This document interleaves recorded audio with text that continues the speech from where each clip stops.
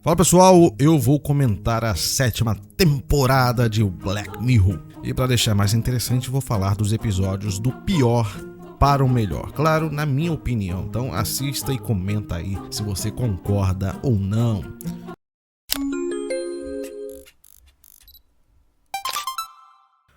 Então vamos começar com o segundo episódio dessa temporada, Bête Noire. Eu fiquei na dúvida se colocava esse ou o terceiro como o pior, mas esse aqui me decepcionou mais. O episódio começa bem, com uma ideia legal, mas lá no final escorrega bonito. A Maria trabalha desenvolvendo sabores numa empresa de chocolate. Um dia reencontra a Verity, uma colega de escola que aparece como voluntária no grupo de testes. A partir daí, a vida da Maria começa a dar umas bugadas. Pequenas coisas mudam e ela começa a acreditar que a Verity está por trás disso. Ainda mais porque lembra de uns boatos do passado sobre ela com um professor. A realidade vai ficando cada vez mais esquisita até que a Maria surta, é demitida e decide seguir a Verity até a casa dela. Lá descobre que a Verity criou um computador quântico que altera a realidade pulando entre universos paralelos. Ela usou isso para se vingar da Maria, mas no final a Maria dá a volta por cima e se torna a nova imperatriz do universo. Olha, a ideia é criativa, mas parece um Black Mirror tentando virar Arquivo X ou sei lá o que. Fica essa coisa meio sobrenatural com uma desculpa tecnológica, sabe? Se é pra fazer uma história sobrenatural, faz numa série nova. Assim ficou bem forçado, eles ainda estão tentando emplacar isso desde a temporada passada, sabe? Esse tipo de episódio não deu certo lá e não vai dar certo aqui. O próximo episódio é o terceiro, que é o Hotel Reverie. Este episódio foi um desperdício tremendo, longo demais e parece uma tentativa frustrada de repetir o sucesso de San Junipero. A atriz Brandi Friday aceita participar de uma recriação digital de um filme clássico, Hotel Reverie, onde a consciência dela é inserida no papel do protagonista. Mas quando ela começa a falhar numa cena, o sistema trava e só ela e a personagem Dorothy continuam funcionando. As duas se apaixonam, vivem vários momentos juntas, até que Dorothy ganha consciência e descobre que a atriz original se matou por não poder viver um romance lésbico. No final, o sistema reinicia, apaga a memória de Dorothy e Brandi fica arrasada. Meses depois, a empresa manda uma simulação de Dorothy para ela continuar o relacionamento. O episódio começa sugerindo que vai discutir representatividade em filmes, tipo trocar gênero ou etnia de personagens, até porque o personagem desse filme, Hotel Reverie, principal, é um homem branco, e botaram uma mulher negra, né, no lugar dele. E é um assunto que é muito atual, ele é discutido frequentemente, né? Essas coisas relacionadas às produções da indústria do entretenimento, e acabou sendo abandonada totalmente no meio do episódio. Virou só um romance entre uma mulher e um dado digital, sem propósito, sem crítica, só enrolação. Por isso esse episódio foi um desperdício tremendo e acaba ficando até chato. O próximo episódio que comentarei aqui será o 4º episódio, chamado Brinquedo em português, né? Esse aqui é mais viagem, mas eu curti bastante. Tem uma pegada bem sci-fi com homenagem aos videogames. A história é sobre Cameron, um crítico de jogos dos anos 90 que conhece um novo game do desenvolvedor excêntrico Colin Hitman, que aparece no episódio interativo do Black Mirror Bandersnatch. O jogo é um simulador de criaturinhas digitais. Ele leva o jogo para casa, usa o LCD no momento, fica obcecado pelos bichinhos e começa a acreditar que eles são seres vivos. Com o tempo, ele instala um conector cerebral ele entra no jogo e vive lá dentro com os bichinhos. Quando a polícia o prende, ele revela que ensinou os bichinhos a se comunicar com os humanos e mandou um sinal que elimina o desejo de conflito das pessoas. É um episódio denso que exige atenção, né? Eu fiz aqui uma resumida, né? Você precisa assistir ele. A primeira vez que eu vi era quase 11 da noite, eu pisquei e já tinha perdido o fio da meada, né? Tava com sono, mas revi ele com calma e achei muito interessante. Eu recomendo que assista, é muito bom, mas tem que ter atenção.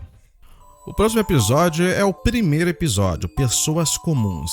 Esse foi o que mais me pegou de surpresa. A crítica é direta, mas muito bem feita. A Amanda e o Mike são um casal tentando ter um filho, até que ela descobre um tumor cerebral. A empresa Rivermind oferece um tratamento inovador. Colocam um receptor no lugar do tumor, que replica funções cerebrais usando dados transmitidos por servidores. Mas aí vem a pegadinha. No plano básico, ela começa a repetir propagandas sem perceber. A solução era subir para o plano Plus. E para melhorar as sensações, tem o Lux, que custa mais ainda. O Mike, desesperado, começa a se humilhar num site estilo OnlyFans, para ganhar dinheiro e manter os upgrades. E no fim, a situação fica tão inviável financeiramente que só restou uma trágica saída, se é que vocês me entendem. Esse episódio é uma crítica direta à cultura dos serviços premium. Hoje em dia, tudo tem plano pago, mas até o plano pago virou o plano básico. O sistema está ficando insustentável. O episódio escancara isso, muito bem mesmo. Eu até considerava o melhor episódio porque a crítica funciona com toda a indústria, mas a Netflix faz isso também e é muito hipocrisia, né? E ficar se zoando é obviamente uma forma de amenizar o seu próprio erro. O próximo episódio é o 6º, USS Callister Infinity. Surpresa boa da temporada, não tão surpreendente assim, até porque a gente já sabia que ia ter esse episódio. É uma continuação direta daquele episódio da nave, estilo Star Trek, com todos os atores de volta. Menos uma, mas tem explicação dentro do episódio. Os clones da USS Callister vivem agora como piratas no jogo online Infinity, tentando escapar dos servidores da empresa, até porque é perigoso ficar vivendo no meio de outros jogadores e jogadores vão querer destruí-los no PVP, né? Bom, eles precisam do clone do novo chefe, James Walton, que no mundo real está incomodado com a história dos clones e do Robert Dale.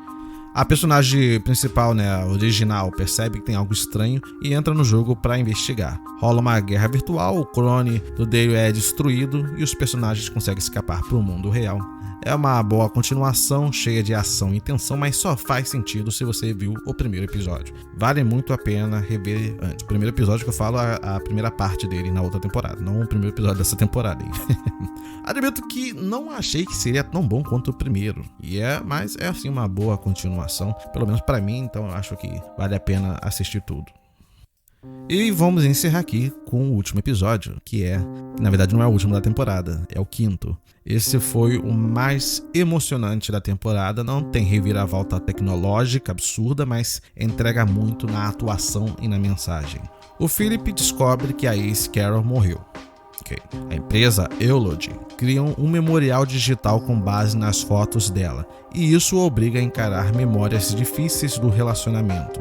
A filha da Carol revela que foi concebida como vingança. O Philip encontra uma câmera antiga e revela as fotos e encontra uma carta que mostra que a Carol queria voltar com ele. No fim, ele assiste ao funeral dela e vê a filha tocando um violoncelo, uma cena simples, mas muito bonita. Esse episódio mostra como mágoas, orgulho e falta de comunicação podem destruir uma relação. É triste, delicado e muito bem feito. O ator principal, Paul Giamatti, estava impecável. Ele não sozinho, é claro, tinha outra personagem com ele, mas é um tipo de episódio que, como se limita a poucos cenários, então o foco é muito maior no diálogo e na interação entre esses personagens, ficou sublime. Sem dúvida, foi um dos melhores episódios dessa temporada, mesmo que não seja para focar no lado pessimista da tecnologia. Mas no geral eu gostei bastante dessa temporada. Dá pra dizer que Black Mirror voltou às origens? Acho que sim, Pelo menos ficou bem mais próximo do que era. Não sei se vai ter outra temporada, porque eles demoram uma eternidade pra lançar, mas essa aqui foi um bom sinal. E você curtiu a 7ª temporada? Qual episódio foi o seu favorito? Comenta aí embaixo, se inscreve no canal e até a próxima!